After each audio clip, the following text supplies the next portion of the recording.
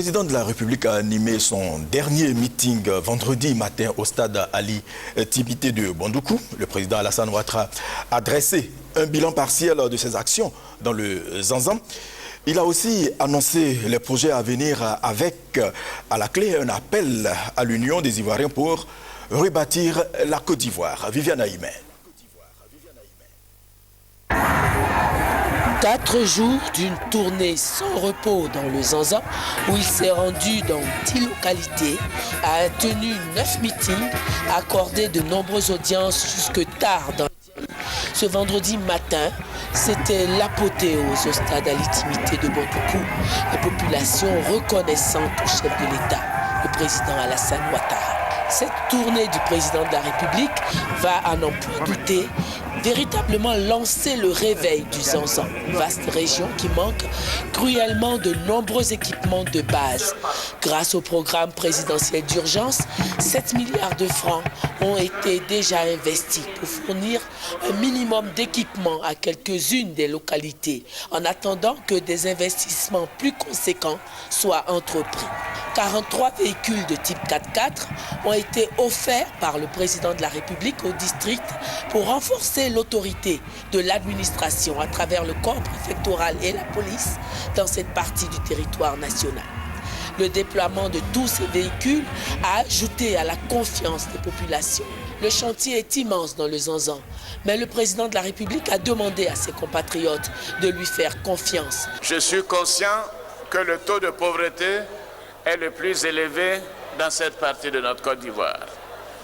Et nous avons déjà investi 7 milliards de francs CFA dans ce programme d'urgence pour rénover et équiper les hôpitaux, pour réparer les pompes, rénover et construire des nouvelles classes, distribuer gratuitement des kits scolaires à nos enfants et reprofiler certaines routes. Mais cela n'est qu'un début, car nous avons l'intention d'investir 178 milliards de francs CFA dans le département de Bondoukou.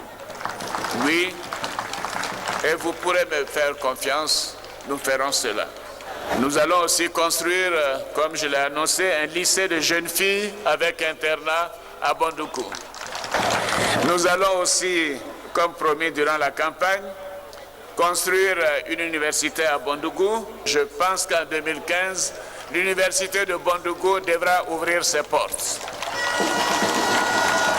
Cette région a besoin de beaucoup plus d'investissements que les autres, car il y a un retard à combler. Et nous avons prévu le bitumage de plusieurs axes, dont l'axe Bondoukou-Soko, donc à la frontière Ghana. La construction du pont sur la Comoé vous tient à cœur. Nous avons déjà mobilisé les 5 milliards de francs CFA dont nous avons besoin. Et en mars prochain, la construction du pont sur la Comoé également va démarrer. Mais tout cela ne se fera et se fera rapidement si nous sommes véritablement rassemblés. Signe que la réconciliation nationale est effectivement en marche, de nombreux ressortissants du Zanzan qui avaient manifesté de l'hostilité au soutien du président Alassane Ouattara lors de la présidentielle sont venus faire amende honorable au cours de la tournée du président de la République. La visite du président de la République dans le Zanzan a donc connu son apothéose vendredi. Le stade à l'intimité de Bondoukou était surchauffé. Il fallait un dispositif de sécurité conjoint mis en place par les forces républicaines de Côte d'Ivoire pour contenir la foule. En tout cas, les forces de défense et de sécurité ont montré leur complémentarité et leur efficacité sur le terrain. Abou Sanogo. Les forces républicaines de Côte d'Ivoire et la police nationale ont réussi le pari de la sécurité au cours de la visite du président de la République Alassane Ouattara dans le district du Zanzan. L'impressionnant dispositif de sécurité mis en place au cours du meeting de clôture en est la preuve. À l'intérieur du stade El Hadj Ali Timité, aussi bien qu'à l'extérieur, les dispositions sécuritaires respectaient les consignes les plus strictes. Les forces républicaines de Côte d'Ivoire et la police nationale viennent ainsi de démontrer leur complémentarité et leur efficacité. Dispositifs aériens et terrestres, sécurisation des points sensibles et stratégiques. À Bondoukou, tout comme à Bouna, Doropo, Teini, Nassien, Sandégué, Kounfao, Tanda, Transua et Gouméré, la sécurité était de mise pour contenir tout débordement.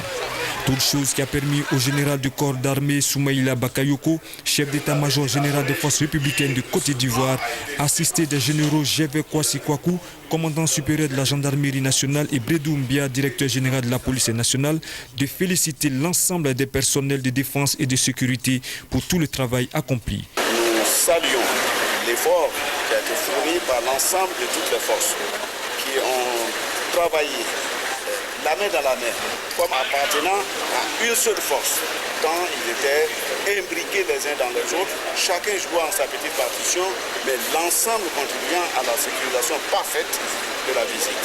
Satisfaction totale. Pour rappel, le dispositif conjoint de sécurité a été mis en place bien avant l'arrivée du président de la République Alassane Ouattara. Il avait pour mission de sécuriser toute la visite du chef de l'État dans les districts du Zanzan et du Boukani. La visite du président de la République, Alassane Ouattara, dans le Zanzan doit sa réussite à l'efficacité du comité d'organisation, fait d'ailleurs relevé par le chef de l'État lors de son meeting vendredi au stade Ali Timité. Avec Thomas Guessambi, je vous propose de suivre les différents artisans de la réussite de l'événement. Pour tout le succès qui entoure la visite d'État du président de la République Alassane Ouattara dans le district du Zanzan, ils sont là. Avant, pendant et après. Eux, ce sont les hommes et les femmes des médias. Pour leurs différents organes et entreprises, ils déploient l'artillerie. À côté d'eux, la logistique pour permettre à un plus grand nombre de personnes de vivre en direct l'événement. La sécurité, ceux qui l'assurent sont au four et au moulin pour rester toujours dans le juste milieu des exigences. Dans cet aéropage, les techniciens de l'énergie électrique alimente de jour comme de nuit les différents sites du rendez-vous du président de la République avec les populations. Que dire des professionnels des urgences et de la protection civile? Tous sont là. Bref, l'œil observateur a pu voir et noter les différentes contributions qui ont favorisé le succès de la visite d'État du président de la République Alassane Ouattara dans le district du Zanzan.